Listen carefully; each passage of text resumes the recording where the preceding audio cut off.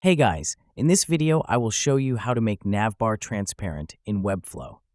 Alright, so let's begin with the video. First, log into your Webflow account. Once you're logged in, head over to your Webflow dashboard where you'll see all your existing projects. Locate the project you want to edit and select it. This will open up the Webflow Designer interface, which is where all the customization happens. Now that you're inside the designer, look over to the left-hand toolbar and click on the plus button to open the Add panel.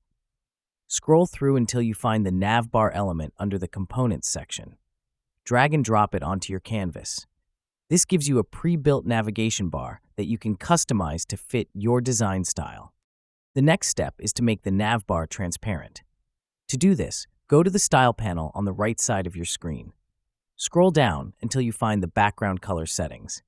Click on the color box and select Transparent. This instantly removes the solid background, giving your navbar a modern and minimal look. It's also important to adjust your navbar's position so it stays visible as users scroll. In the same Style panel, look for the position setting and change it to Fixed. This ensures your navbar remains pinned at the top of the screen, improving navigation across the page. Finally, let's make sure the navbar always sits above other elements. Under the Z-index setting in the Style panel, set the value to a high number like 100. This controls the stack order of elements on your page and ensures your navbar stays on top of everything else. And that's it. So that is how you can make navbar transparent in Webflow.